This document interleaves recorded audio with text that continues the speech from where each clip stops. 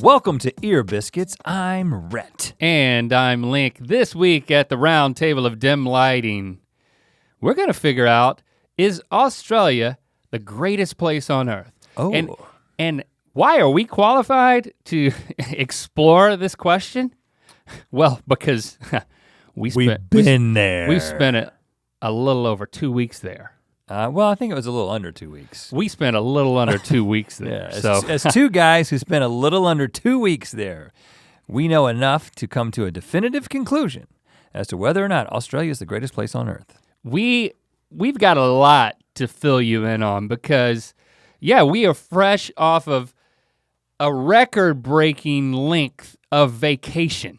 We have never in the history of our lives, well, I don't know about you, but I know for certain I've never been on a 3-week vacation. And when you tack on the fact that we also went to Fiji, I ain't bragging, I'm just stating.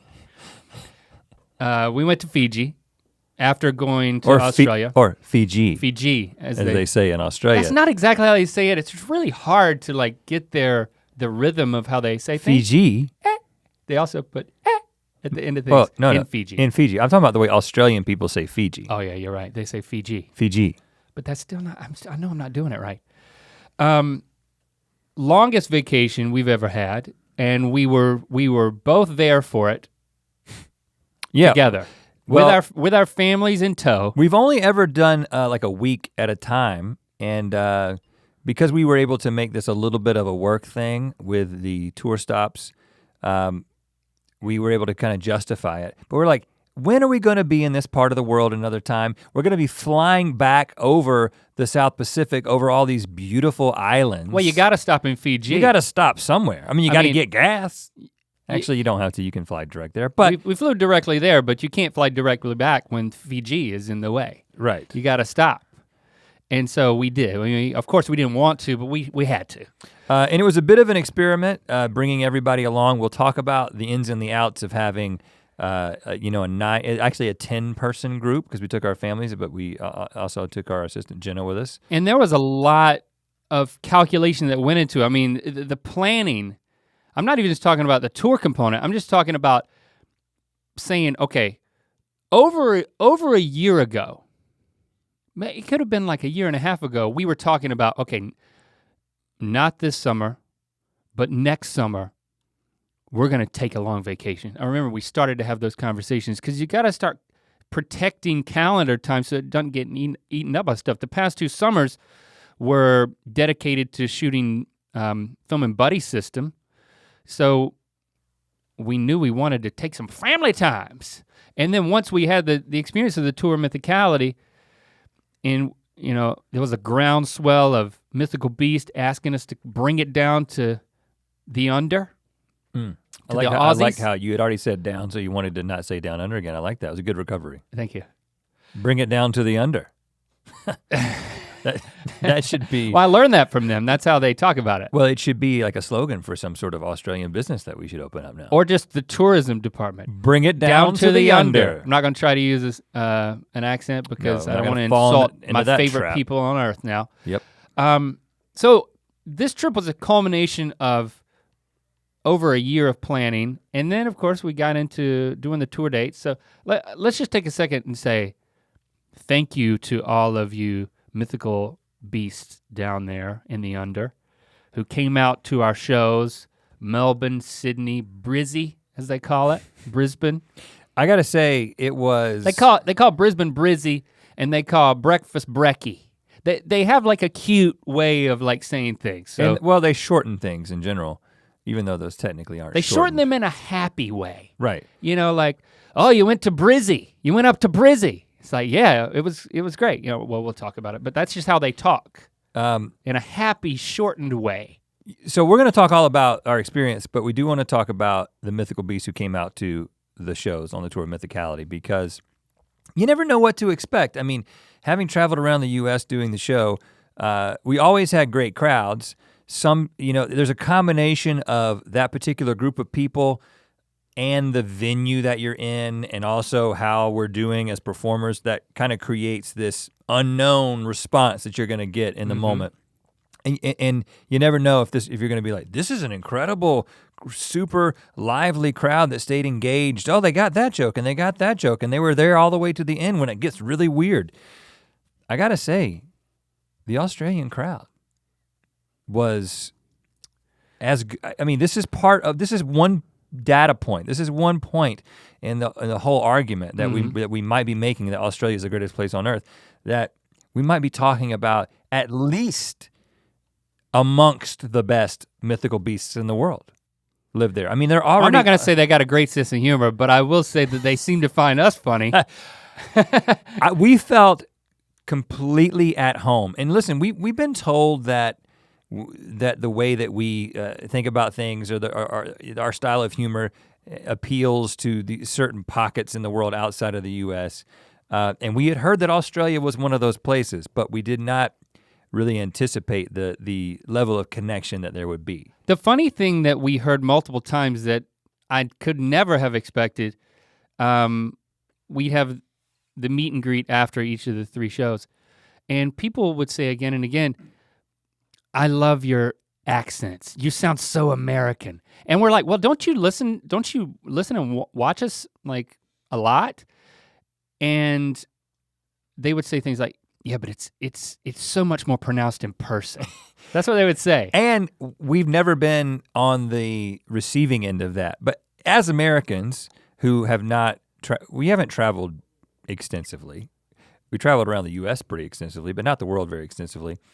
And there's obviously a lot of people from a lot of different places that come to America, and you know the old adage that if you've got a different accent that you're immediately interesting and appealing to Americans. Oh yeah.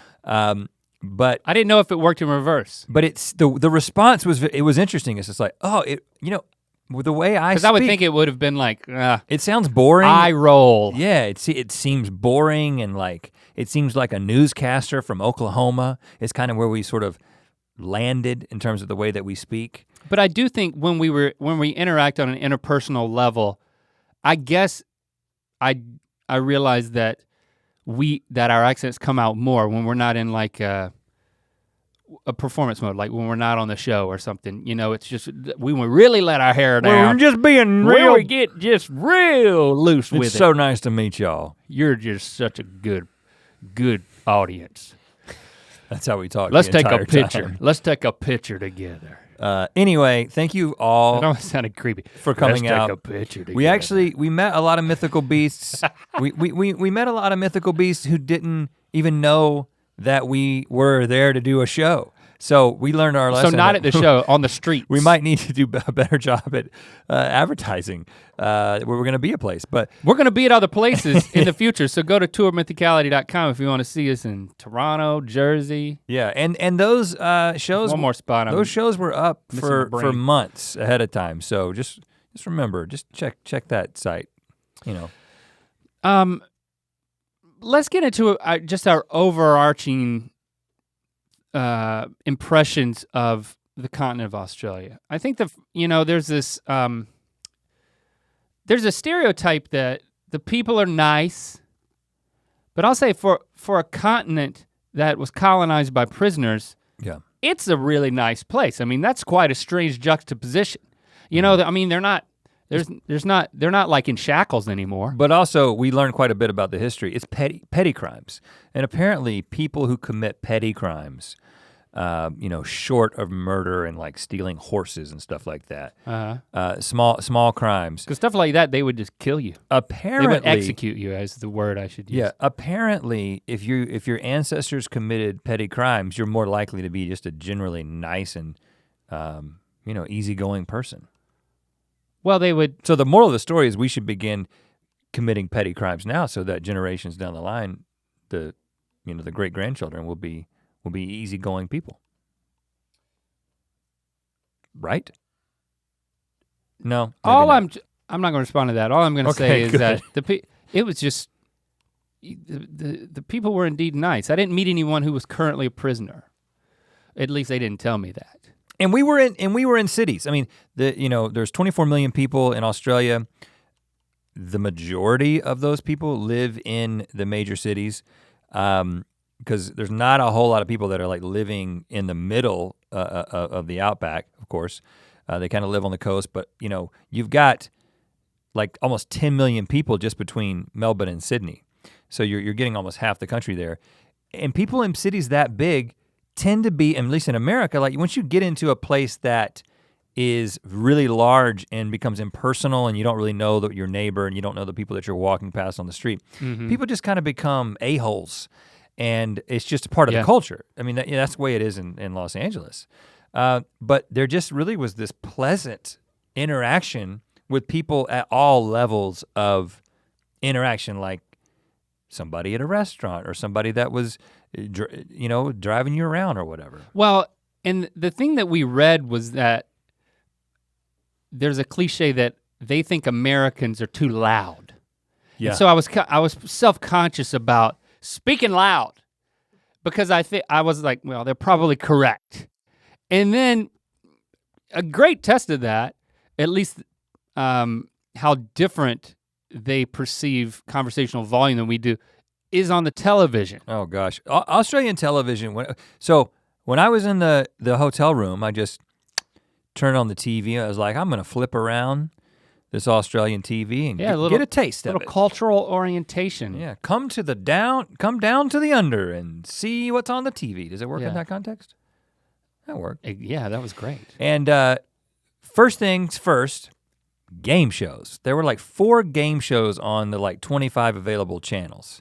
But the game shows were, I gotta say, anti-exciting. I'm not gonna use the term boring because it's the greatest place on earth, but the most understated, everything about them was understated. The way the host would just to talk about this volume right here. But then there was a game where they were just doing math or maths, as they say.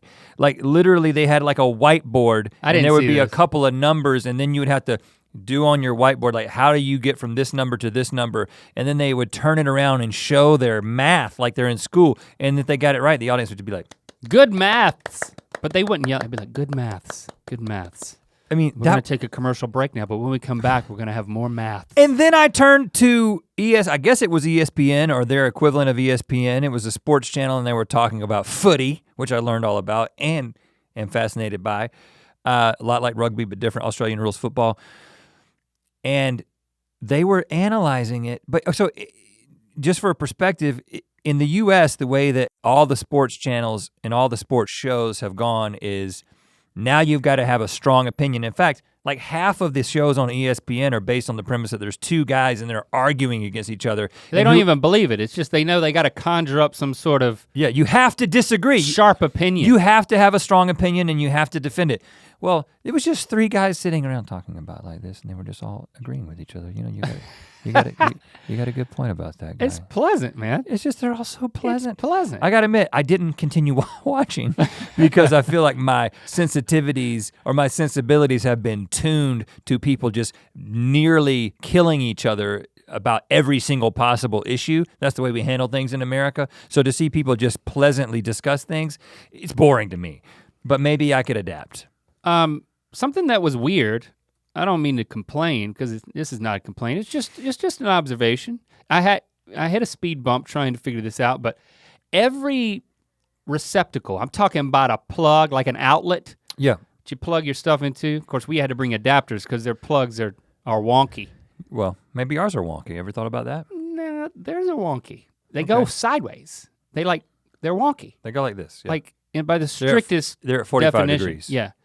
The 2 top slots. A little wonky.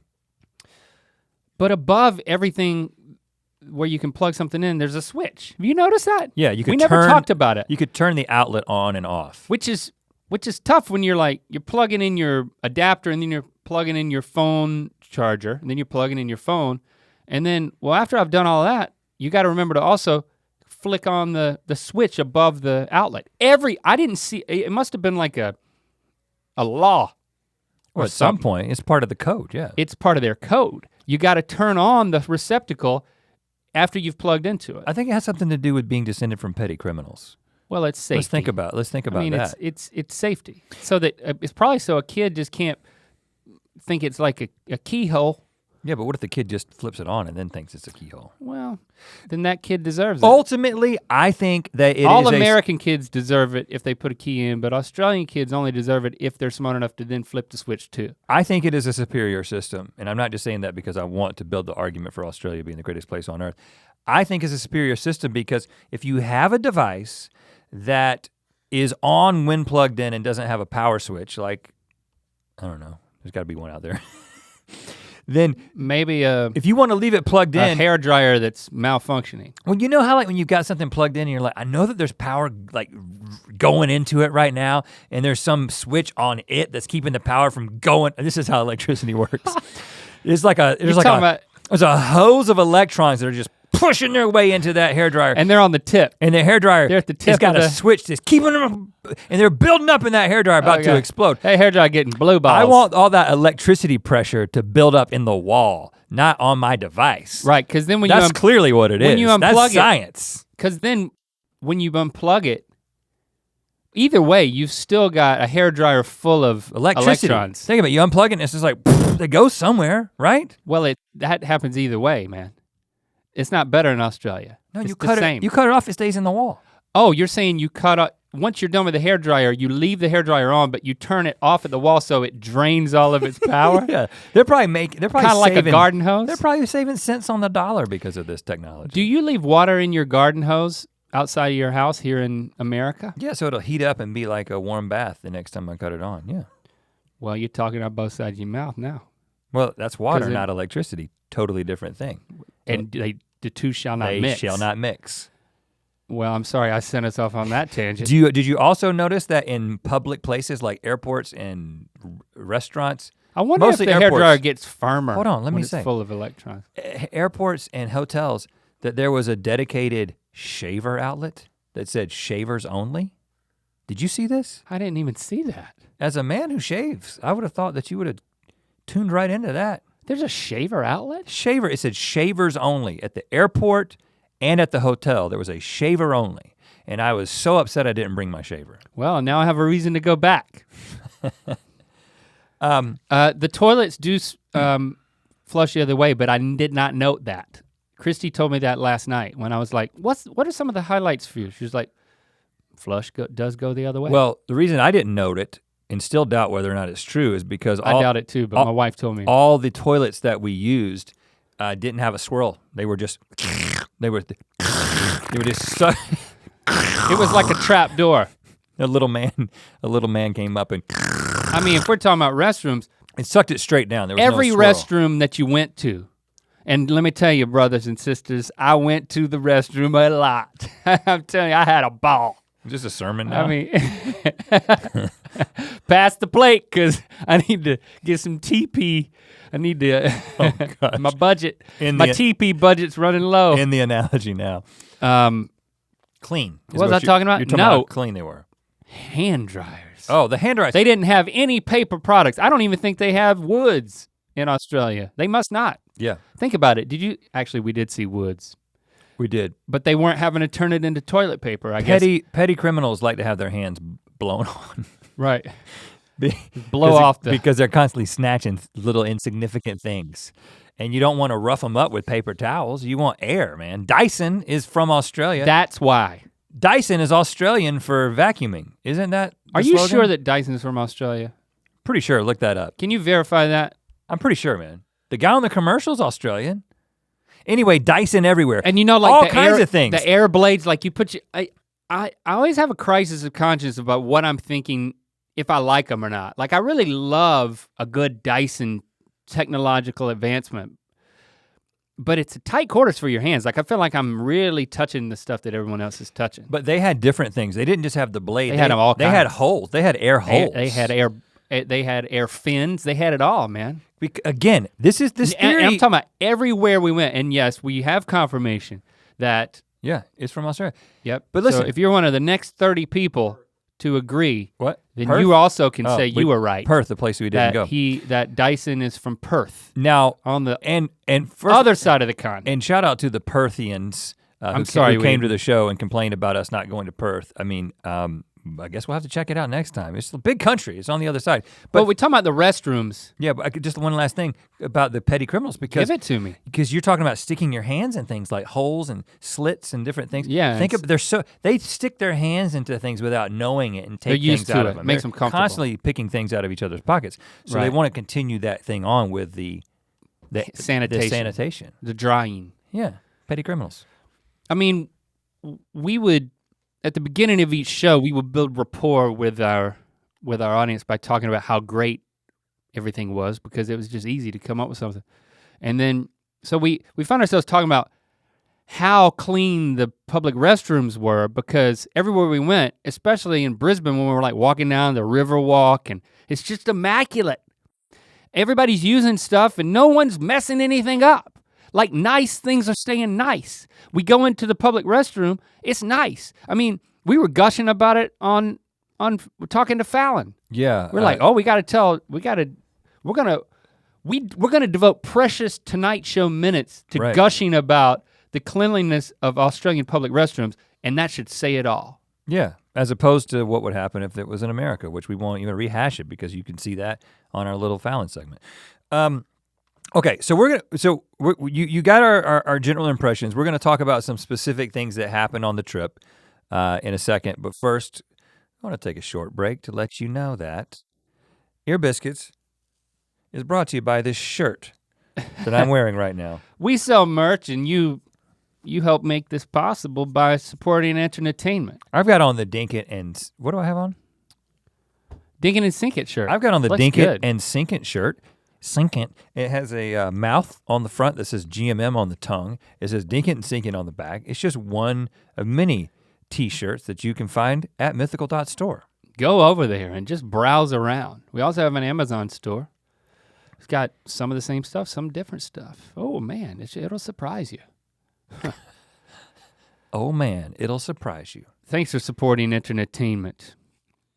So we went to Melbourne first. Yeah. We had a friend who was just from the outskirts of Melbourne. He was really building it up. And he was like, you know, I always gush about my hometown but it just, you know, just people kind of roll their eyes, they just don't get it. But I think when you go, you'll get it. And I do. I think we got it. We got it. It's a great place, y'all. Every place we went is Highly great. recommend going to Melbourne. Every place we went is great, but I think the family consensus, the consensus between the two of us and the consensus between our wives and our kids is that Melbourne was the best. They got really good food. I mean, anywhere if you trip and fall, you'll land in a flat white, which if you've been to Starbucks, like in the past year or so, they started pushing these things called flat whites, which I didn't know what it was. I was just, okay, Starbucks, whatever, I'll get one. Well, that's the main thing they got down there. It's basically a latte without the foam. Without the foam, which I was like, this is brilliant. More coffee. Less foam. Foam sucks, if you ask me. Except just a flat little layer of it. And you could, anywhere you fell, you'd land in one, and it would taste great. And it would taste good. It validated my problem. Your problem. My addiction to coffee. Well, as someone who has not been drinking coffee and been drinking mostly tea, almost exclusively tea, just because coffee messes up my stomach and my skin and stuff. Mm-hmm. I still like coffee more, but you know, I'm cursed. I was like, I'm not gonna go to this place and not have the coffee. And I mean, it was a combination of having abstained from coffee in general. So I was getting like my first latte in months, but it was a flat white. It was absolutely incredible. And it didn't matter the cost. It didn't matter the level of the place that you went. It was a nice restaurant, had great coffee, and a little hole in the wall had great coffee. And it just, it's an abomination what has happened. I don't know how America got to a place where coffee for most people is this thing that is just dripped into this glass mug that is you've been so snobified. That is on a hot there plate with you, man. and is sitting there in a diner just burning and is just poured out for you Or without mixing with gas any care. fumes at like a convenience store. And it's just bitter. Like there's just something beautiful. They respect it so much, and they give it to you in the way that you want it, and it doesn't. Well, have again, to have, and we're talking about prisoners here. They didn't invent it, right? You know, they just said, "All right." This is done really well in other parts of the world. They probably stole their first batch of beans. We're gonna steal it. We're gonna steal it. They stole it and they made it better. It's not hard. If you're gonna steal something, make it better. That's what you can learn from Australia. If you're gonna steal something, really steal it. Go all the way. Yeah. And then the food in general. I mean, at all places, but the first meal, the first day, first of all, the adjustment going, everybody was like, 14-hour flight. 16-hour flight. You're from LA. Your jet lag going will be okay. Your jet lag coming back will be the worst you've ever experienced. Listen, we've been back well over a week. We went to New York and now we're back again. That made it worse. I am still out of sorts. Yeah, I cannot sleep at night. And I'll get like nauseous for no reason. Yeah. Because you're seeing the toilet go the other way and you didn't even think about it. It's mesmerizing. You're being hypnotized by your own feces. Meat pies. Everything was great. We didn't get this until we went to Brisbane, but I think it's everywhere. You go to a bar and you can order chicken parm. Oh my gosh. And you're not gonna believe they've taken chicken and they've schnitzeled it out. They've hammered it out until it's like as big as, I don't know, a human torso. Yeah, it depends on the human, probably a child. Breaded it up. They've made chicken parmesan. And you might be like, okay, chicken parmesan. Okay, again. But it's so good. They didn't come up with it. They stole it. Italia came up with it. They stole it. They stole it from Italia. But they went all the way. And they made it better. And they serve it in bars. And you go in there and you get this giant piece of perfectly breaded, slammed down chicken. If you take it to go, they put it in a freaking what appears to be a pizza box. But that's just for you. And listen, it's not this piece of meat with a piece of cheese on it and then slathered with marinara. No. This piece of meat it had a thin layer of marinara sauce, then a piece of ham. The things we're talking about. A thin piece of ham. We devote so much time to chicken parm and receptacles. And then just this piece of cheese that covered the whole thing. And it was just one of like 4 different kinds you could get at this pub. They got these things called Laneways, which, here's my advice when going to a city that you've never been to. Very early on, like I'm talking day 1. Maybe day 2. Sign up for a walking tour, a highly rated walking tour. If you're into food, make it about food. If you're into art, make it about art. We took a street art walking tour in Melbourne because they have streets that are designated. It's cool to put what some people would call graffiti, but I call street art. Or tagging. Up there and tag it.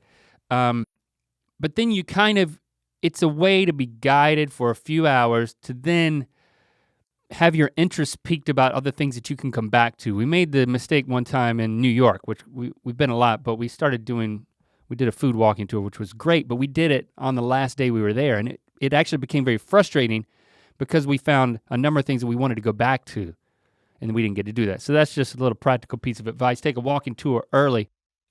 But we saw a few of these streets that were like, everything's really spaced out, and what we learned from the walking tour was that the architect who planned it, he just made it really wide, and like he fought tooth and nail to make the streets as wide as they were. He had a giant horse. He had a really fat horse. He must have had a really, maybe it was like 7 wide or something. Yes, a 7 wide fat horse. But now you can have both lanes of car streets, but then still have plenty of room in the middle for trains, which you can hop on and off of for free.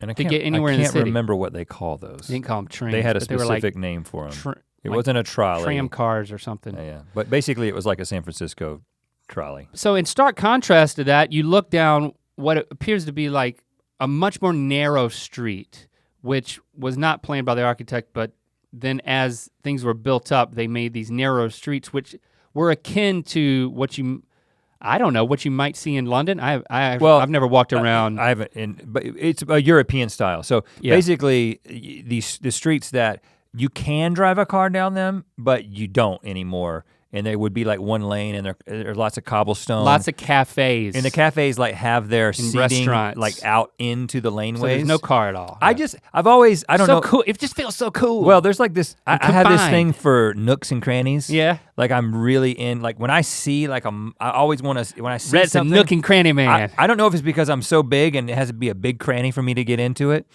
But if I can get myself into a cranny, I will nook it right up. You would not believe it. And so I don't know what a cranny is, but when you get in there, I'm like, that must have been a cranny. I absolutely love getting into these small places. That's one of the reasons that New York is one of my favorite places on earth, because you can walk and then you look down there, there's a freaking door down there and it looks like there's people down there having fun and there's people above them and they're having fun. You know, everybody's doing something and it's nooks and crannies, man. They almost called New York that. Sometimes I'll be like, yeah. I'll be in nook and cranny land and I'll be like, where's Rhett? And I won't see him anywhere. And then I'll backtrack a block or two and I'll just see him wedged in what I will understand it is now a cranny. Yeah, sometimes you have to lube me up to get me out. Like, hey, I break out the lube. The cranny lube. Right. I keep a tube of cranny lube in my back. I'm pocket. nooked up here. You gotta lube me out of this cranny. When a big man likes crannies, you gotta have lube on hand. Nook lube. Is it cranny lube or nook lube? No, well, they're both. It's kind of like the two Different sides companies. of Twix. No, it's like left and right Twix. We sell both at Mythical.store. They're the same Nook thing. lube and cranny That's lube. the secret. And we set up this whole marketing thing where they're competing against each other. Nook lube versus cranny lube. Your favorite is Nook lube. My favorite is cranny lube.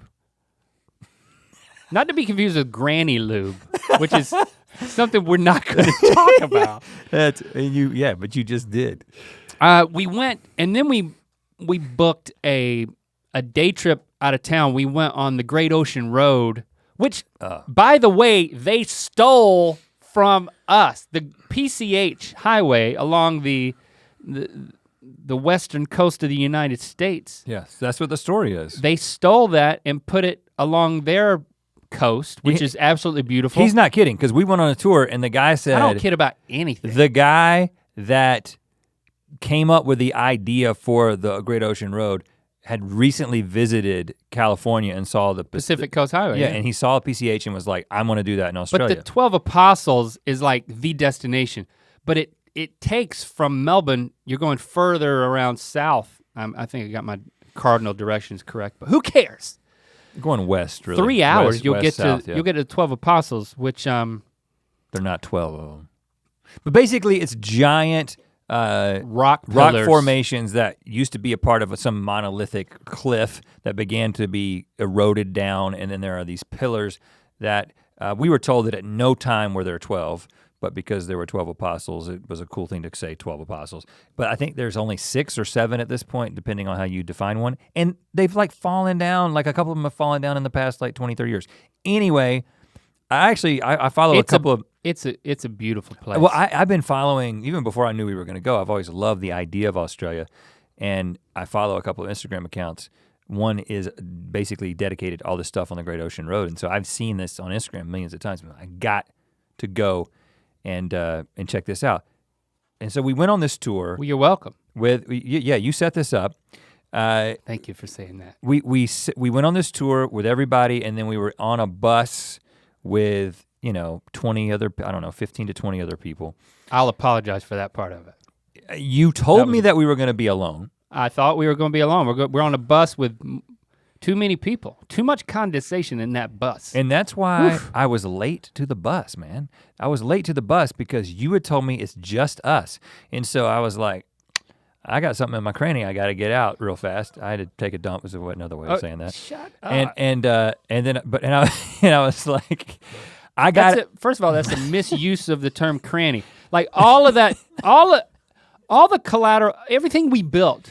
Like we spent all this time building up this great thing about nooks and crannies. It was a high point in the podcast. I'm sorry. Like I just found myself thinking, you know what? We'll edit it out, I apologize. If this podcast sucks from here on out, it'll be fine because of what we built from nothing with this nook and cranny thing. Yeah, and then you decimated it. Now you're thinking about my butthole when you hear about misapplied crannies. it. Yeah, I know, sorry. You misapplied it. It has nothing to do with that. All right, I had to defecate. Sorry, I should have just said I had used the restroom, but I wanted to give you a sense of time. Well, anyway, we get to the 12 apostles, and let me tell you. That's why I was late to the bus. It was worth suffering in the back of this bus. I mean, literally, you and I were the last ones on because I was waiting for you. I sat in the last row in a smaller seat that was also lower, but it doesn't matter because I'm kind of like a giraffe. But it was worth it because it was so beautiful. And let me tell you, we had a good time. I had a great time. Christy, my wonderful wife, had a great time. We had a great time together. I mean, we just bonded. It was amazing. We were taking photos with our family, and it was just a. Sounds like you're setting up a juxtaposition. It was a milestone event in my relationship with my wife. It was just a bright shining beacon of what our relationship, it's what we aspire for it to be. Mm. You're saying this because you know that my wife and I had a misunderstanding while on the tour. Yeah, it got pretty heated. I honestly do not remember exactly what the subject of the argument was. That just made it worse. Well, no. So you didn't even learn your lesson. No, the specific. I don't know what you did, but I know you did something wrong and she was mad with you. No, it was, I don't remember exactly what I said, but I said something that she took as me being critical. And she was like, you don't have to parent me or something like that. I think it was related to the taking of photos. No. That was, see, we had an initial conversation. Oh. That was about something I had like corrected her about. And she got mad at me. And then I asked someone to take a photo. It was your fault. I didn't know you were already fighting. Now that I think about it, it was your freaking fault because I had made up. And you know what I told her? And you know what I told her right before you did that? Look how angry you are. I told her, I said, I am not going to say one judgmental or critical thing for the rest of this trip. And then you catch up with us and I'm like, kids, gather around. Can somebody take our photo in front of the apostles? It's so beautiful. And then she was like, I'll do it. And I gave her my phone. She gets up there to take the photo. And here's honestly what I'm thinking at the time. I'm like, Link is super particular about photos. And I know exactly what you want in your photo. I know how you want the headroom and the composition. Yeah. And you want this to be a special moment. Yeah. And so she's volunteered to take, and again, this is why it's part of, it is a problem, and I have contributed to it in our marriage. But what? This is why this is my fault? No, because I said, he's not gonna like that. And it was like reaching for the phone to take the picture. And she looked at me and she may have given me the bird. I can't remember exactly what happened, but she got so mad. And she just walked off. It was the straw that broke the camel's back. Because I had just said that I wasn't gonna do it anymore. And then you set me up, man. Hold on. Did you guys do it? Was it a setup for real? No, it wasn't. So I'm sitting there chasing after her thinking, I've got to make this right. And this is when, Christy says that she actually told us later that she could see other couples like she was in a place where she could see couples go past us and then get close to you guys. Yeah, because we were all walking back at this point. And Jesse and I were arguing and it was like, I was trying to apologize, but then I got mad because she wouldn't accept my apology. And we're like mad at each other. And people like see us arguing and then they start talking about us and you could hear the things that they were saying. Yeah, and then they would pass Christy and she would hear, like, man, they are really upset at each other. But the ironic thing is, or the beautiful thing is, that it was a great picture. That we got great pictures, and my wife posted to her Instagram and Twitter, or at least her Instagram. She posted a picture of us, a family picture, and she was like, life hack or tip or the day or whatever she said. Always remember, no matter what you feel like, or even if you're in the middle of a fight with your husband, smile in your picture so you can look back on this memory and not remember the argument or whatever. It was much more eloquent than what I just said. So she took this picture, she like smiled this beautiful smile for the picture, and then for a selfie. As soon as the picture had been taken, she was just back to, don't you ever do that to me. You do not parent me. I can figure out how to take a daggone photo on my own. Well, it's funny that you said ironically, and you were talking about your thing, but also, I thought you were gonna say ironically, the picture she took was a good picture. Oh, it was? I was happy with the picture, yeah. Oh, good. Yeah, see, I have a problem, man. We actually continued to work through that throughout the trip, and it happens. Good thing that there was like another 8 hours in the trip. No, it took that long. I mean the trip, oh, the vacation. 3 weeks. Because it is something, as she has pointed out multiple times, it's something that comes out while on vacation. There's a special type of, it's just the ingredients for family conflict. What is it?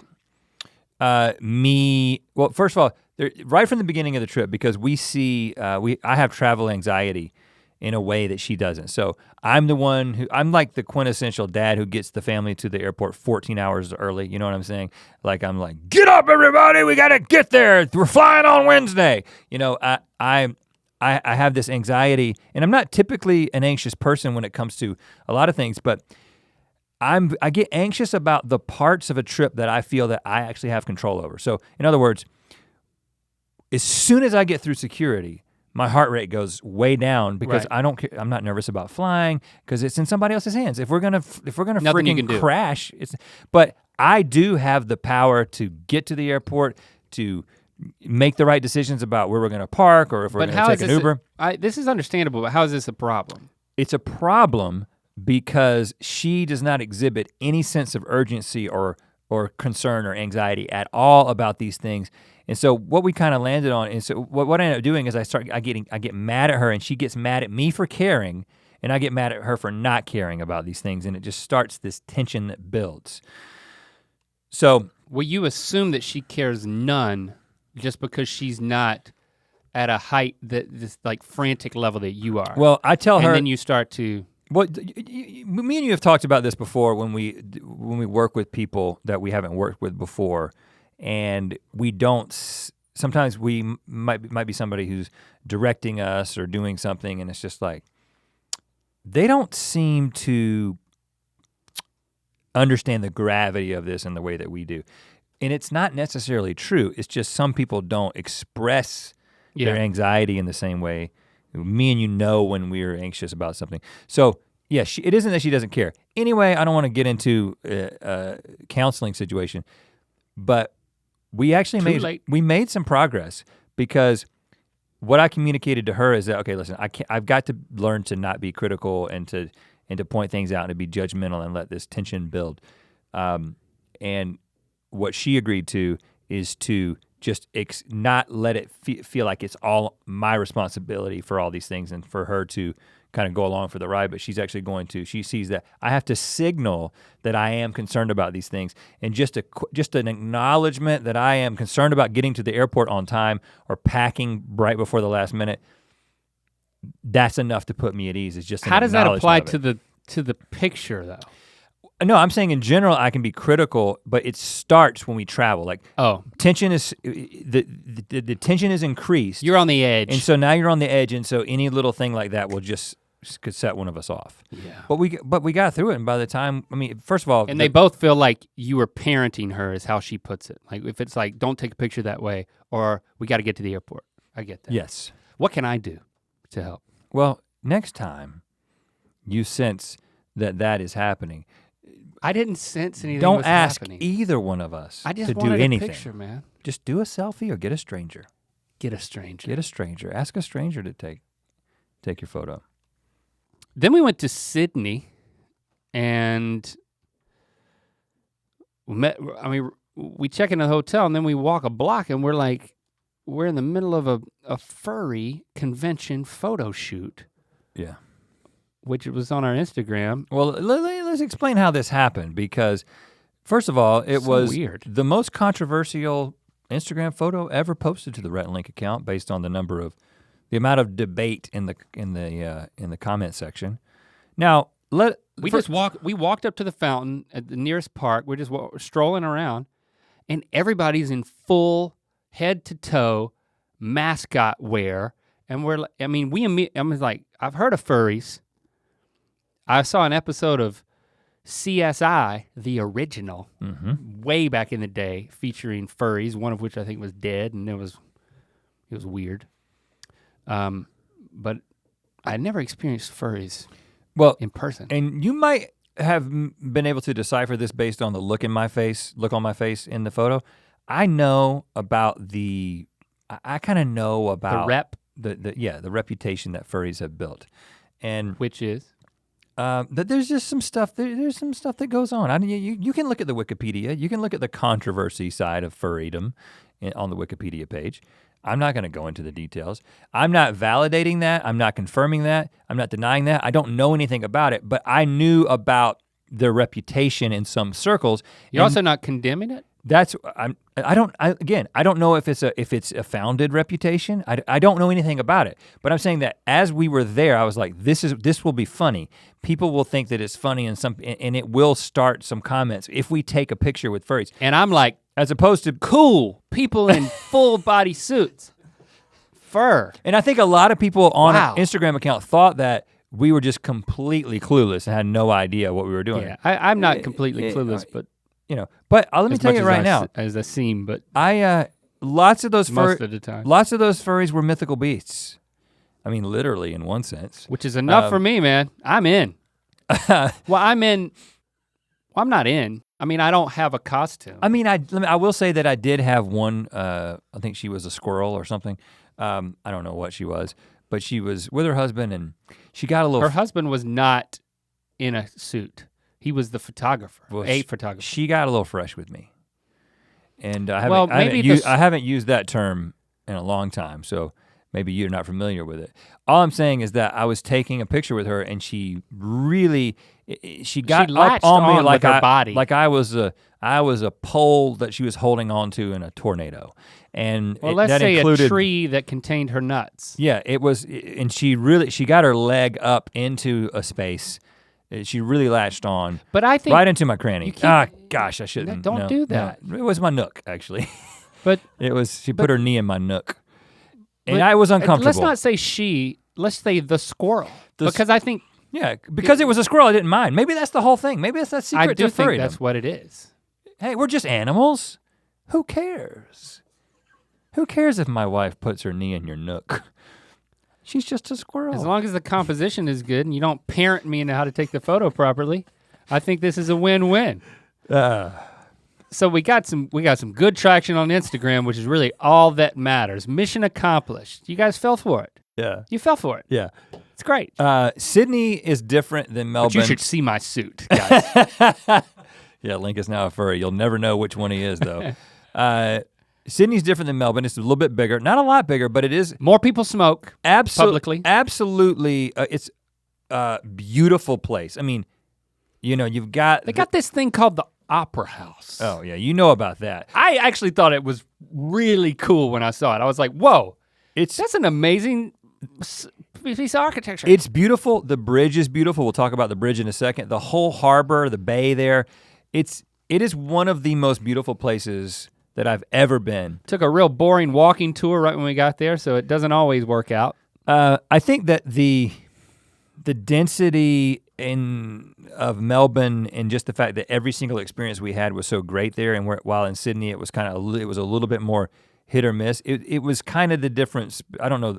It was a little more New York, and I absolutely love New York, but it can feel a little bit like, and I guess LA's the same way. It just kind of feels like there's so much here. I really don't know exactly what to do. It wasn't as distinct. It was more of a everything is there kind of a thing. Yes. But we decided to do the bridge climb, which. Well, this was Jenna's thing, because I was the one making all the things, saying we should do this, we should do that, and Jenna kept bringing up this bridge climb, and I kept saying, well, I don't know. I'm cool with it.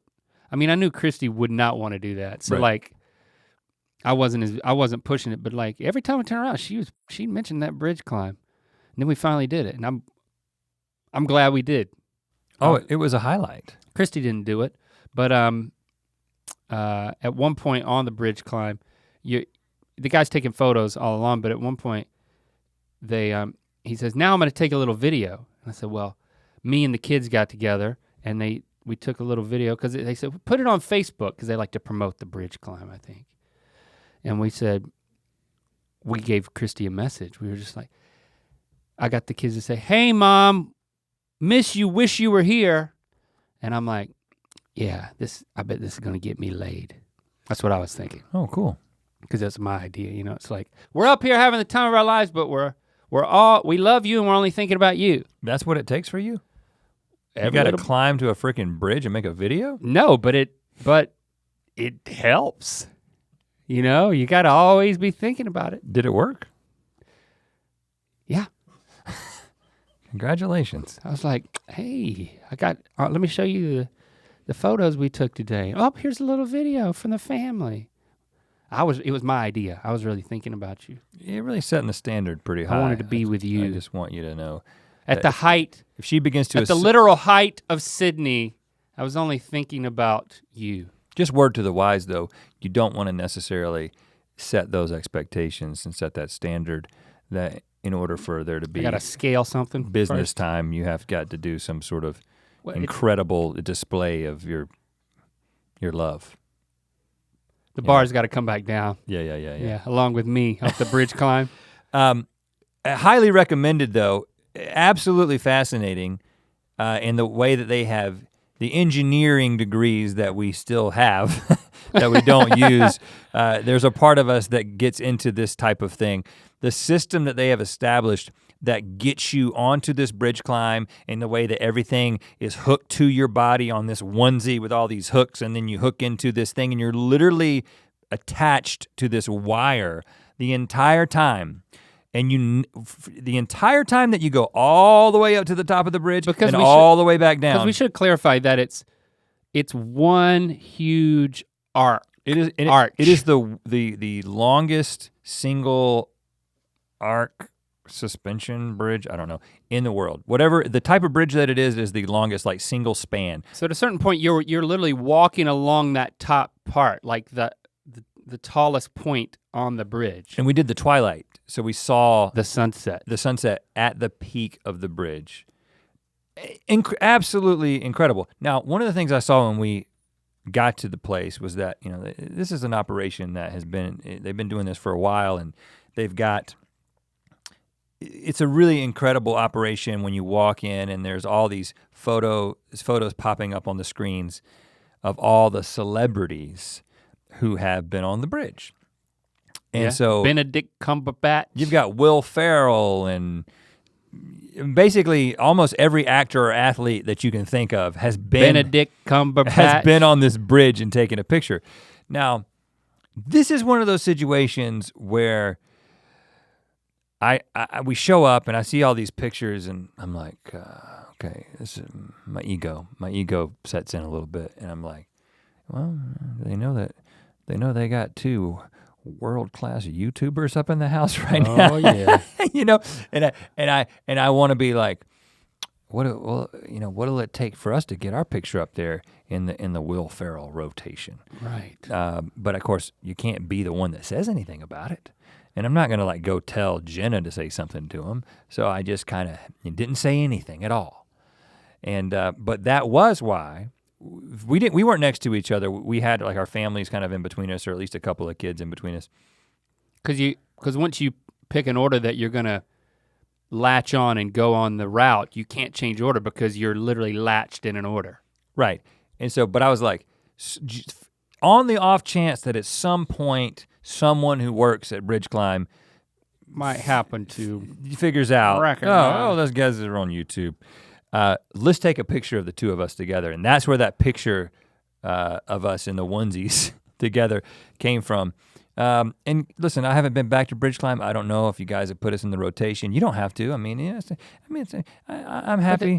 I'm happy as I am. I don't need to be in the rotation to feel validated. We don't as need a person. high altitude validation. I mean, I've got cranny lube. I don't need your system. As I've already established, I got what I came for.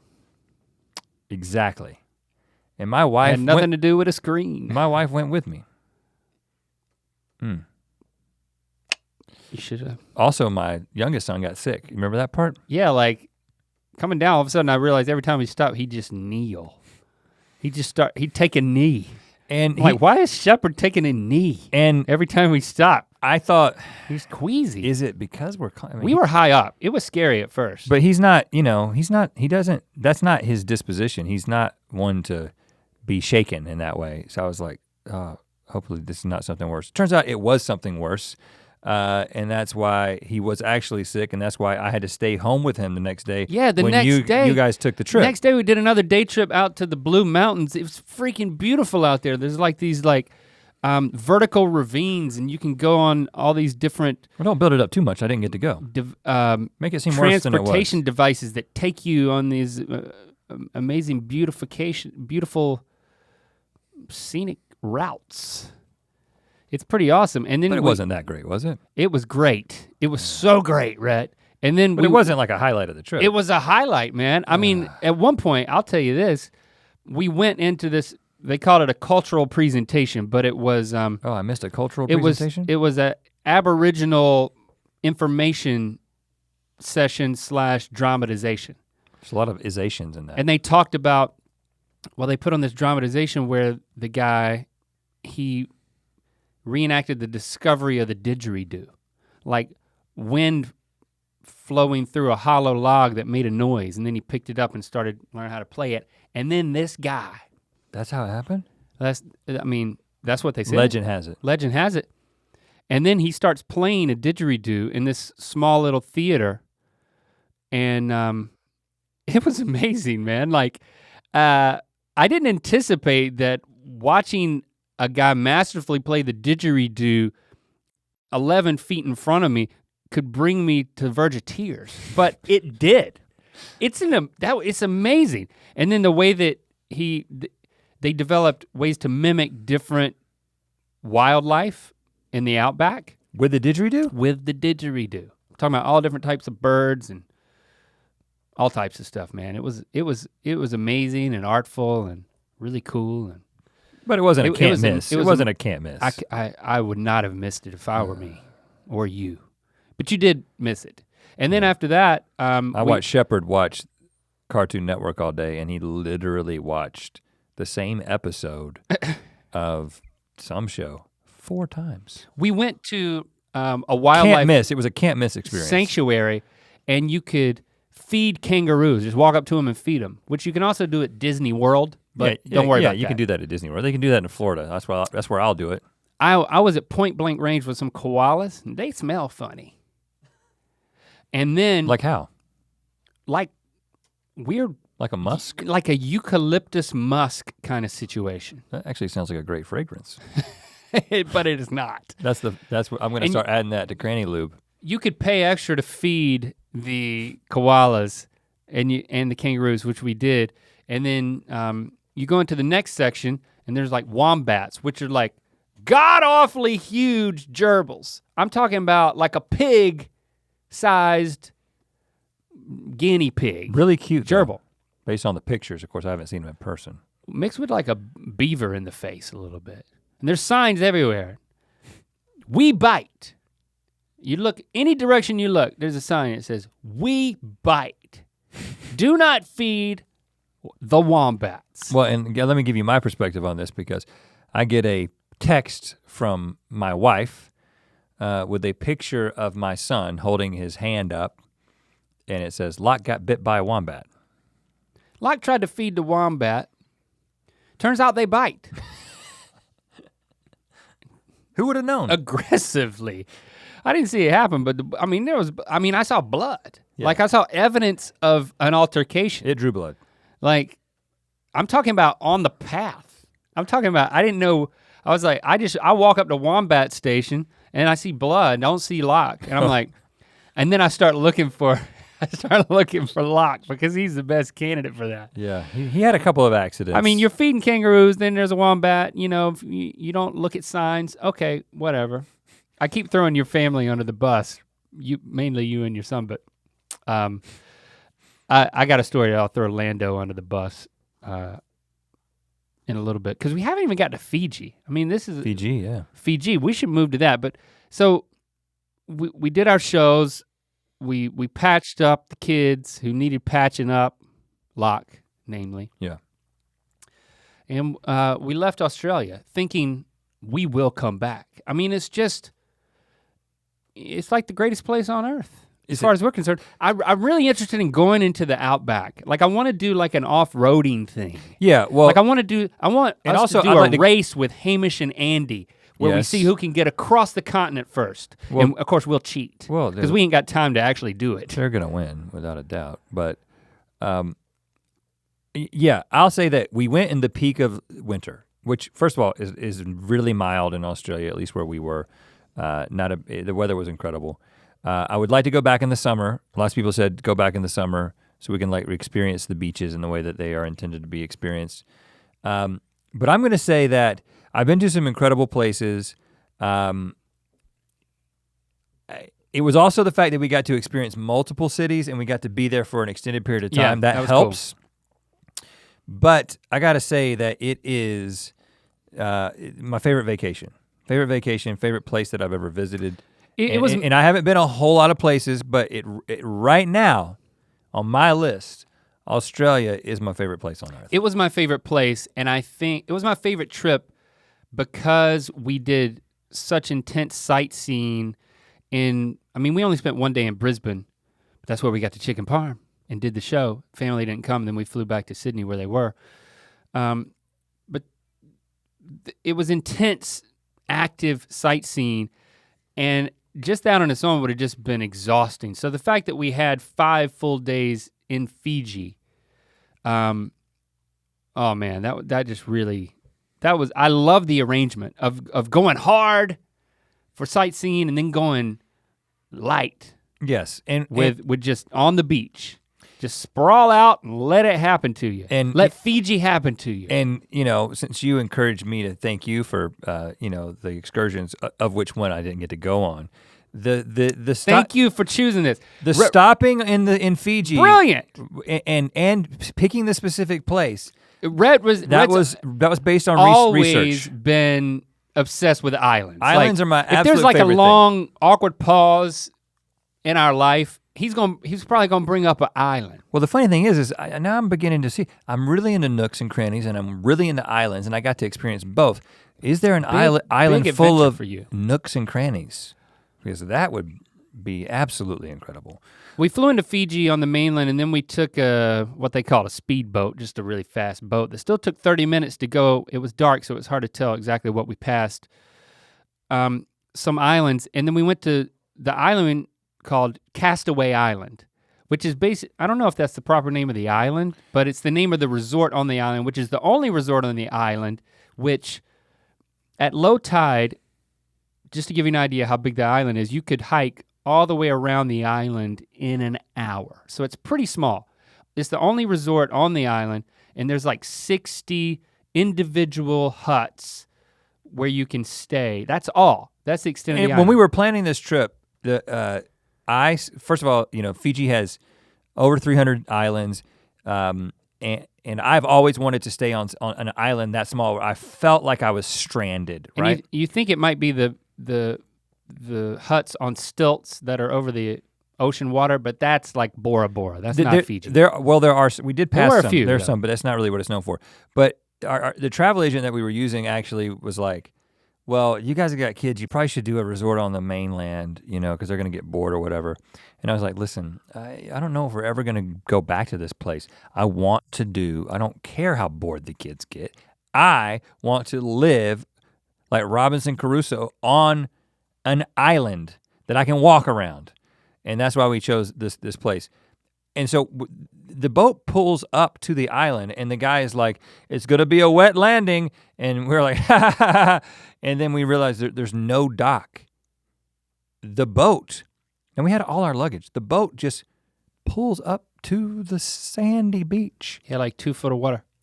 And we have to literally take our shoes off and roll our jeans up and walk into the ocean to get onto the island because there was not a dock. I mean, that's how island this island is. But there's resorts on all of these little islands because they're all protected by a barrier reef from huge surf. So there's not surf crashing on any of these beaches. It's like totally swimmable, just mild. It still got windy, but there wasn't the waves crashing on the beaches ever, especially on the side of the island where we were luxuriating. I mean, I've never, it's just the best place I've ever stayed, man. I mean, it's like you stay in this hut. You see and then these you walk postcards onto the though. Like I'm obsessed with islands, but I like see these postcards or these pictures on the internet, and I'm just like, I mean, we've been to Hawaii, and Hawaii's incredible and beautiful. Yeah. But at least the parts that we went to, it wasn't like that picturesque, like beach with the palm trees and the hammock. But that's what this was. It was like that. And it wasn't just palm trees. There were all types of trees that grew right up to the beach. And then the huts were like in there. It was just really amazing. It was perfect, man. It's what everything I hoped for. So then I'm sitting on my lounge chair. I got my little drink from the bar that I just walked down there to. And then I'm in the shade because I don't like to sit in the sun. And then I'm like, I'm getting kind of cold. I'm just gonna go out there on the sand and I'm just gonna splay out. And I'm just gonna get warm. I'll come right back to my seat. Next thing I know, I'm plastered all over Instagram. Shout out to the Red MC Instagram account, that's mine. And shout out to Link Lamont, who does not activate his Instagram account ever. And that's why I put him on my Instagram. Although I do tag your account, you're welcome. Thank you. So, I mean, how am I supposed to put stuff on my own Instagram account if I'm sleeping? It's like, I'm sleeping, question. dude.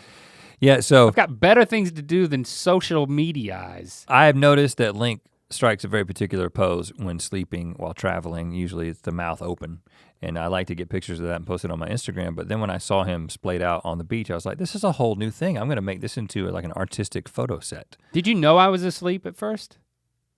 Yeah, either that You or could dead. tell. Yeah. Because I'd been there I a mean, while. you had not moved in minutes, definitely. It was a little odd. I mean, I'm seeing the photos that you took, and there were plural. Yeah, I basically just moved. I didn't towards realize how him odd and, it and was. kept taking pictures. And of course, my wife and your wife were watching this whole thing happen. Getting a kick out of it. And then I used the okay, interesting tidbit about this place: no TVs, no internet. So it was really legitimately off the grid. Now there was internet at the office area, so you could go up to like this restaurant and get on the internet, but the internet was like slow and not reliable. As is evidenced by the fact that it took me like 30 minutes to post that photo set, but I just sat there waiting for it to happen because I knew that it was gonna make a lot of people happy. Oh yeah, totally worth it. Totally worth it. Thank you. Thank you for posing. Thank you. It was a pleasure to be your muse once again. And we also, because you need to tell that story about Lando, but Okay, we went to, now it's called Castaway Island, and a lot of travel agents, including the one that we used, incorrectly think that the island that we stayed on is the island where they filmed the movie Castaway. Well, starring Tom Hanks. First of all, they do have supposedly the paddle that Tom Hanks used on his raft in the bar in the restaurant, but it's just like up there and it says Tom Hanks paddle from Castaway 2000. And if kids act up or get too rambunctious, they take it down and they paddle them with it. Yeah, well actually Tom Hanks shows up and he does it. He lives in a hut. You can actually see the real Castaway Island, the Modriki they call it, or Monteriki, it's got two different names. It's about 10 miles from the island that we stayed at, and you can see it basically as you're on the beach right there in front of the huts that we were staying in. You're sleeping. And we had signed up to take a boat trip to the island for a day. And this is was super cool because this is why we watched this movie with our kids this year, because we knew we were gonna go. There's nothing on that island. I mean, you could probably, I don't know, you can't hike around that island with the way that the water hits the beach, the way that it's built. It is smaller than the island that we stayed on, probably half the size. But it's taller. Yes. And I really couldn't tell. There's the scene where he tries to end his life at the top of the island.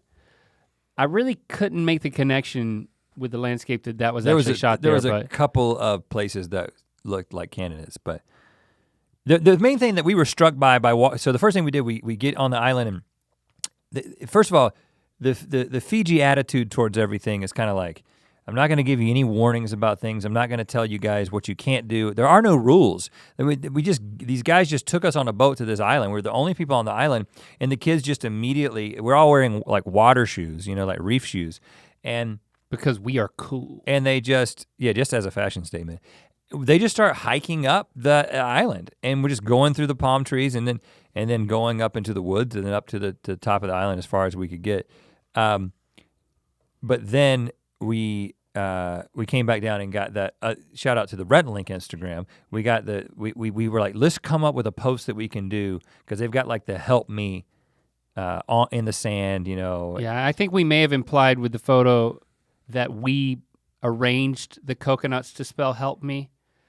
Full disclosure, Ear Biscuiteer, because you're an insider, we found it that way.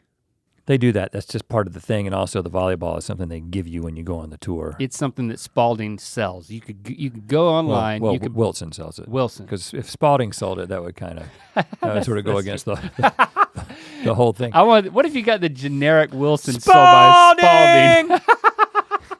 It doesn't work quite as well, does it? No. I wonder if Wilson paid for that. I don't know. It was a different time. Anyway, we tweeted and we Instagrammed at Tom Hanks, because he's like, he's a social media guy. He signs everything with Hanks. And then he responded. He responded not. To finish that sentence. No, he didn't respond. Yeah, he did not respond. Or he responded not. I'm using 2000 terms. Well, if he would have responded with not, I would have been very happy. Not. When we left the island on the way back, he said, you wanna go snorkeling? They took us to this special place to go snorkeling. And I had almost an existential experience snorkeling over this reef in like pristine waters. Christy told me later that she was so moved emotionally by how great the snorkeling was that she started crying inside of her snorkel. And let me just say, I am tears of joy. I am so happy that you both enjoyed the snorkeling to such a degree. We had never snorkeled in such pristine waters. But with elevation changes like that. But the interesting thing was, I had a really great snorkeling experience in Hawaii where there were like large sea turtles and big fish, and it was awesome. You cried in your scuba? And so, and this was great. In fact, I think that the coral side of it and like the vastness and the freedom and the fact that we were the only ones there, yeah, all made it incredible. And I absolutely loved it. I have a little bit of a complaint with my beard. It's like I don't get a good seal, so I can't stay down as long, whatever. But you guys were so into it that there was a part of me that was like, what am I missing? Like, your wife came up and said she'd been crying, and then we're like, where is Link? And you were just gone. Like, you were a couple of 100 yards away from the boat, just continuing on in one line, and I was like, what is happening with Link? You think I was never coming back? Well, I was about to become an Aquaman? I thought what had happened was, you had talked about how you have a little bit of a phobia with the water and like going and holding your breath and going under and that kind of thing. Yeah, I do. And I thought that you were like dealing with like a personal fear, and you were like, I'm gonna go as far away from the boat as possible as like a personal exercise. And that's why I was like, look at him go. I was like, look at him go. He's dealing with his phobia, and he's so far, like if he gets pulled under by a shark, or we can't help him, we're so far from him, but he doesn't care because he's overcoming his fear. But no, you were just enjoying yourself. I was really just enjoying myself, but I did decide that I think to fully conquer my fear of being underwater, I'd like to do scuba. Yeah. So that snorkeling experience was amazing. It was a highlight of my entire life. Because for the first time I was introduced into perfect conditions, another world. So it was a first for me in that way. In sharp contrast to the 2 days before where we signed up for our first I can't speak anymore. Let's just end it. When we signed up for our first snorkeling expedition, we had to the wind was up and we went to the outer reef. Yeah. Very rough to get out there. And then we start jumping out of the boat, and I'm concerned about Lando because this is the first time he's snorkeled, not ever, but on this trip. And these conditions, I mean, as somebody who I feel really confident in the water, like I was not confident about that many people getting out of that boat in those conditions. Like I was really uneasy because it was super wavy. As soon as the boat stopped, I started getting seasick because it was sort of like a side wobble kind of thing happening. And then when I got into the water, I got even more seasick because the waves were that high. So when I was like, I don't know how this is gonna go for the kids. Half of us jumped out and then they told us all to scramble back into the boat because we had to go to a different place. So there was a little bit of panic at the beginning. We get back in and then the instructor reiterates the instructions. And I'm sitting beside Lando, I'm like, Lando, I'm gonna jump in, then you're gonna jump into me and we're gonna snorkel together and Mom's gonna come with us and then we're gonna follow the group and do what they say. We're gonna all stay together. Because he had this nervous look on his face, especially having jumped in and having immediately come back in the boat, scramble back in. And the instructor's saying, okay, so remember the hand signals. Thumbs up means everything's okay. Stay with the group, so you can give the thumbs up if you're cool.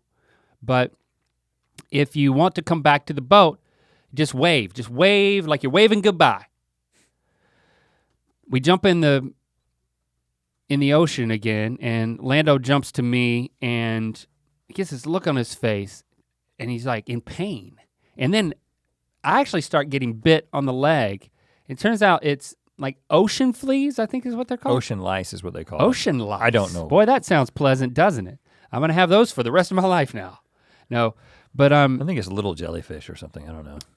They bite you and it does hurt. And he was particularly sensitive to it and was being bit more and he got upset. And Lando, I mean, he's 8. When he gets upset, sometimes he goes full throttle upset.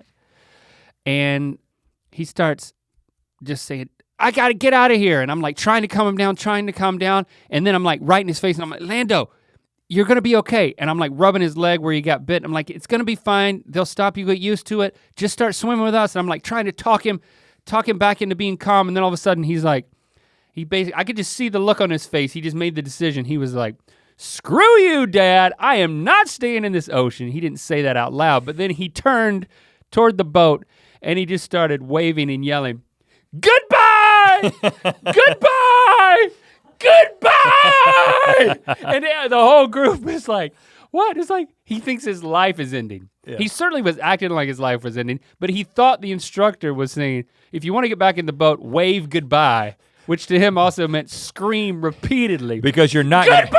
Because it's over for you. You're never getting back in the boat. I've enjoyed it while I've been here. Goodbye to everyone I love. Goodbye to Australia and the rest of the world. I'm going down with the ocean lice. I saw this from a distance. But then I couldn't hear the goodbye, but I saw the waving and I was like, screaming goodbye. Uh-oh. Christy comes over there. He did the exact same thing to her. She couldn't talk him down, but then we teamed up and we kept turning to the guy and we're like giving him the thumbs up. We're like, we calmed him down. You know what? I said, and then lo and behold, he snorkeled with us for the rest of the duration of that excursion, which wasn't that long because it was choppy. But he didn't go back in the boat. He didn't go back in the boat. And I was like, you know what, Lando? I'm so proud of you. You did it, buddy. You had courage and you overcame your fear. And then 2 days later, I overcame my fear and I swam like Aquaman. It was a growth experience for my entire family. And that first trip was not. There was nothing to see, man. There was really nothing to see. Nothing to see. It was kind of cloudy. It was a little too deep, and except everyone else watching Lando. I think that's the only thing they saw. All in all, a tremendous. Yeah, I agree. I think the combination, the 1-2 punch of Australia and then luxurious Fiji was just a brilliant combo. I mean, taking the longest vacation we've ever taken after not taking one for a proper one for years, I feel like. It feels good, man. I'm so glad we did it. Our kids don't know how to appreciate it. Yeah, you kind of have to just. Let's not even get into Yeah, that. you Why am kinda I just why am have I going to to- end on to that get note? over it. Forget I even said that. Well, because in one sense, we don't appreciate it either. No. I mean, the thing Well, I is just that said I appreciated it, no, yeah, you do. But what I'm saying is that but I don't. think about what happened with the Fiji trip. Think about how excited we were when we got off that boat and they like escorted us to that table and gave us our drink and gave us our food and we had that like fish curry the very first meal. That was peak. And I was like, and I told you I was like, this is the best place I've ever been. Like, Yeah. but my expectations were so high, and we talked about this. We talked about this on a previous podcast about you can't have these expectations. But right or wrong, by the last day, I'm ready to go home. kind of ready to go home. I'm ready to go home. It was a combination of the fact that it was a small place and that you basically were eating at the same place over and over again. I just miss Jade so much, man. I literally had to take her. She's the wallpaper on my phone. She's my screensaver. I literally had to take her off my phone. I just couldn't bear it. All right. Was she happy to see you? Yeah, I think so. You sure she didn't forget you? No. I don't know. I saw the way she was looking at you the other day, and it seemed like Suspicious? it was a new man. Anyway, highly recommended if you're gonna do that trip. I definitely recommend going to Australia. We're gonna go back at some point. Now, I don't know when that's gonna happen. A lot of people ask things like, well, you guys seem to kind of indicate that you were gonna go back next year. We didn't say we're gonna go back next year. We don't know what we're gonna do. Just know that we don't keep anything. We don't keep anything from you. If we're going to do something, as soon as the plans are something that you can rely on, we let you know. So tight. I don't know when we'll be back, and I don't know exactly what cities we'll go to, but we had such a good time. We have every intention to return. In the meantime, use hashtag Ear Biscuits to continue the conversation with us. I'm trying to prioritize. I know you do a good job of this for the most part, just to continue the conversation on Twitter. So let's do that. Hashtag Ear Biscuits. And also, share this episode with someone who has yet to listen to an episode of Ear Biscuits. That makes a big deal. Maybe somebody who I'm gonna make a big deal out of it. Maybe somebody who likes to travel. Maybe somebody who's been to Australia. Maybe an Australian. Maybe a Fijian. Maybe somebody who's always thought about how much they like nooks and crannies or islands. There's lots of reasons that you could share this particular episode. Thank you for doing that. We'll speak at you next week.